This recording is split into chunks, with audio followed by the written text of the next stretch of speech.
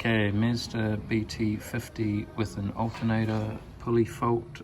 We've done a video on the tensioner fault in these that you need to watch out for too. And we showed you how to check this alternator pulley clutch. Okay, I'll just show you again because this one's actually a faulty one. Okay, so we want to get our screwdriver carefully, and down in here you can see the fins. Okay, the cooling fins. So what I should be able to do is turn those freely one way. Okay, so you can see if I'm just doing this fairly gently, but you can see that it's moving that pulley. Okay, and then if I try and go the other way, I've got the exact same thing. Okay, so because that's got a one-way clutch in it, you should be able to turn that freely in one direction. Okay, but because that can't happen, like when I say freely, there is a bit of resistance in it, like, you know, it's not like free spinning, but you should be able to, without too much force, just move that in one direction and not the other. But this will move in neither direction, which means that this clutch and this alternator pulley is locked up, and you can replace just the pulley itself.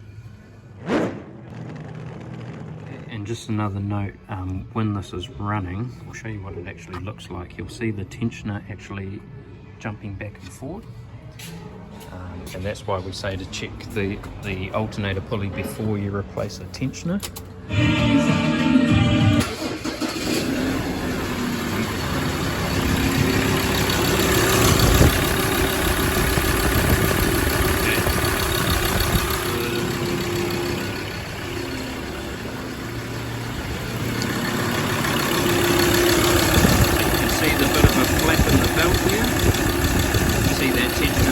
Working back and forward like that. It's because of that one-way clutch failing in that pulley that's causing that. Okay, so this actually came in with the belt having been thrown off it. It's because of that one-way clutch. It's because of that one-way clutch in the alternator. Okay, but yeah, this came in with a belt and shreds because of that clutch not working. Okay, so something to look out for. And yeah, anytime you have these in for a service, just watch it with it running, see if that's flogging back and forward like that. And you also want to watch for the belt wandering off these pulleys, which can be the tensioner fault as well. Okay, so doing this pulley now, we have got a new pulley here. This is the part number for ours. Make sure you get the right part number for yours.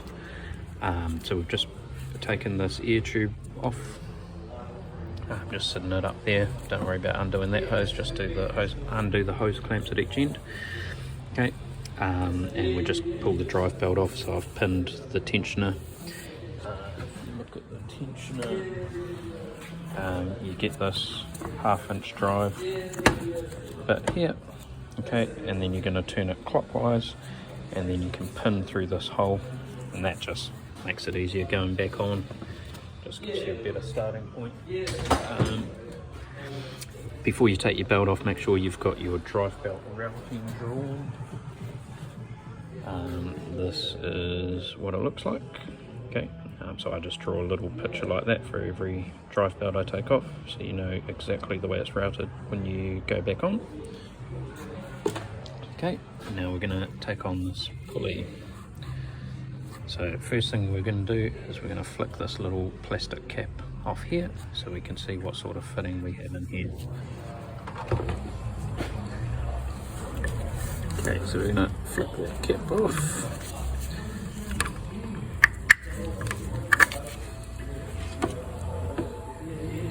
Okay, so down in here we've got two splines. We've got a bigger spline on the outside and a smaller spline on the inside. The bigger spline is going to turn the pulley, the smaller spline is going to hold the shaft. Just got a special tool kit here. Okay, so these are hollow sockets. So this is a special toolkit, especially for doing alternator pulleys. Okay, so that torque bit, which is an M10 according to that. Oh yeah, because that's a spline, so it's an M10 spline. And I don't know if this one, bigger one, tells us. No size on that one. Okay, so the way this works, that's going to hold the pulley. That one is going to hold the shaft.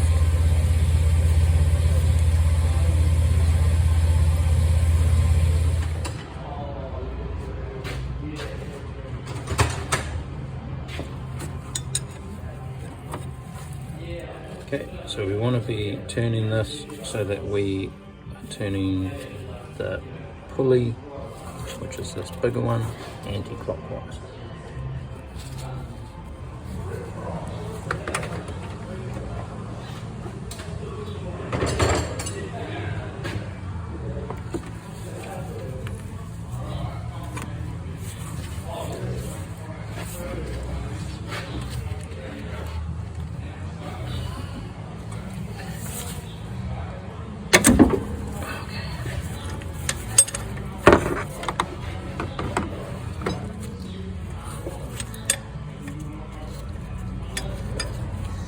So what I did to loosen that was this holding this outside one.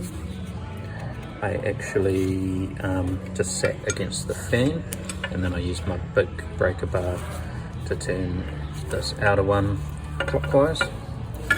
Sorry, the inner one clockwise, just to break that free.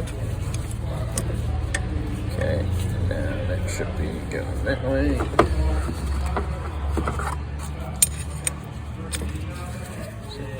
Turning that one clockwise.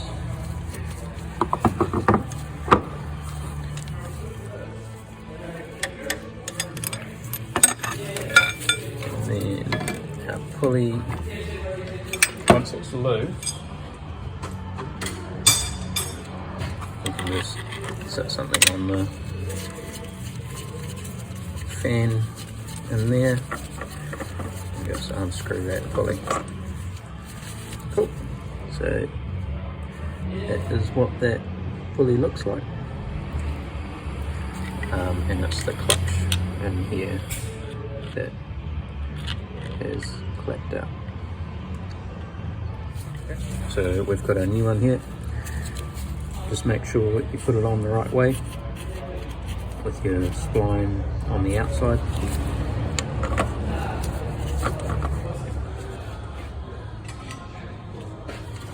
Again, we can just hold against that fan in there to get that started.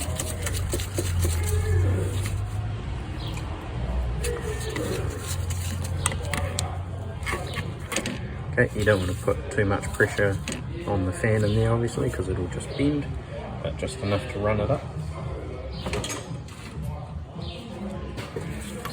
Okay, and then our tool is back in. Okay, so I'll put a link in the description to a tool like this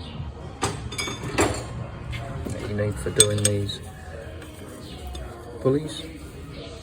I mean, if you're stuck and you don't have the tool, the other option is to take the alternator right off and see if you can get it off with a rattle gun, but you still need a spline big enough for that.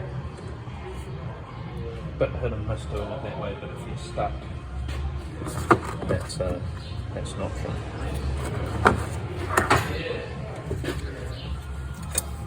Not really the advisable option, but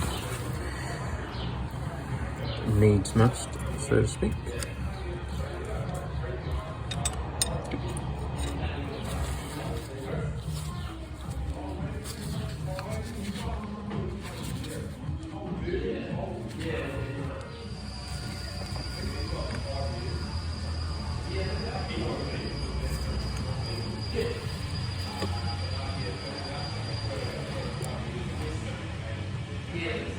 Okay, so then we're turning the outside part, the pulley, clockwise, to tighten that up.